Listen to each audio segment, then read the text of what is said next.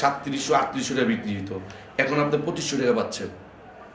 তো এখন সিন্ডিকেট নেই, আলহামদুলিল্লাহ। দেশের জনগণও ভালো আছে, আর আমাদের ব্যবসায়ীরাও কোনো প্রকারের আপনার দাম বৃদ্ধি করেনি, সীমিত লাভের ভিতরে আমাদের মাল সেল হচ্ছে।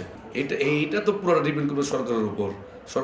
ইংলিশ সরকার ব্যাট আপনার ওনাদের ট্যাক্স কিছু কমাই দিচ্ছে আমাদের, তো কমাই দিলে দেখা গেল আপনার আমাদের জনগণের আমাদের পড়তে হচ্ছে, জনগণের পড়তে হচ্ছে। এটা স্বাভাবিক। সব ব্যবসাতে ইনপুটের সাথে যদি আপনি খুচরা দোকানেরটা আপনি দেখেন তো এটা হবে না। আমরা এই কিছুটা 2500 টাকা বিক্রি করি, এটার কেজি পরে 500 টাকা, ওনারা খুচরা বাজার নিয়ে যায় বিক্রি করে 800 টাকা। তো এটা তো আপনি ইনপুটের দোষারোপ করতে পারেন না। আমি এই কারণে 2500 টাকা বিক্রি করি, 5 কেজি 2500 টাকা। কোনো খুচরা দোকানদার যদি এটা 800-900 টাকা বিক্রি করে, তো সেটা তো আপনার কোনো ব্যবসায়ী দোষ না, কোনো ইনপুটেরও দোষ না। তখন যদি সরকার একটা ব্যবস্থা করে, যেমন আপনার ম্যাজিস্ট্রেট দিয়ে ফুটে ফুটে যে দোকানটি বসে, তাদের যদি মনে করেন আপনার বিভিন্ন সুপার শপে এখন খেজুর বিক্রি করে, তারাও 3 গুণ বৃদ্ধি দামে আপনার মাল বিক্রি করে, তাদেরকে যদি আপনার কোনোভাবে একটু করা যায়, দেখা যাবে ইনশাল্লাহ বাজারটা পুরোটা নিয়ন্ত্রণে থাকবে। আলহামদুলিল্লাহ, যদি বর্তমান যে সরকার আছে, জনগণের আস্থা আছে তাদের প্রতি। এই সরকার জনগণের ভোটেই তো আসছে। তো এই সরকার যদি জনগণের কথা চিন্তা করেই ওনারা চেষ্টা করবে যে সর্বনিম্ন কোনো প্রকার সিন্ডিকেট না হয়, কোথাও চাঁদাবাজি যদি না হয়। যদি চাঁদাবাজি হলে, সিন্ডিকেট হলে আপনার মালের দাম বৃদ্ধি পাবে। আপনি এটা লক্ষ্য করবেন, যদি যেখানে আপনার চাঁদাবাজি হবে সেখানে তো আপনার দাম বৃদ্ধি হবে।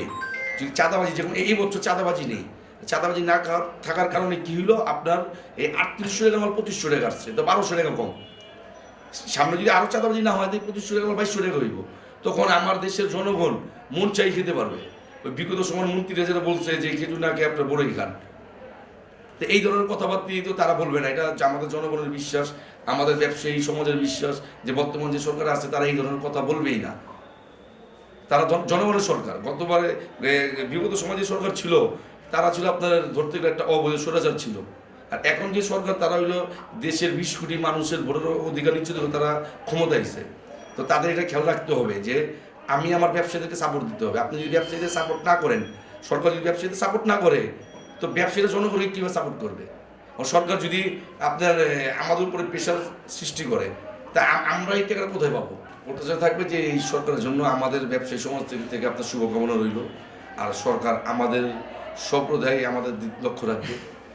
আমাদের মাল আপনার এলসি করা থেকে নিয়ে আমাদের ডলার সংকট জানি না হয়, আমাদের আপনার এলসির বিষয়টা এটা সরকার খেয়াল রাখবে। তারপর আপনার দেখা গেলো আমাদের মেন সমস্যাটা ডিউটি। সরকার যদি আমাদের ডিউটিটা সরকার যত কম রাখবে, আমরা জনগণদের তত বেশি খেতে পারবো। ততই জনগণ মন চাই খেতে পারবে। ফল কলম সরকার বিগত সময় সরকার ফল কেটে বিলাসিতা পণ্য তৈরি করছিল। ফল কেটে বিলাসিতা পণ্য না, আপনি ফল দেশের রিক্সা চালকদের না, যিনি সবাই খেতে পারে।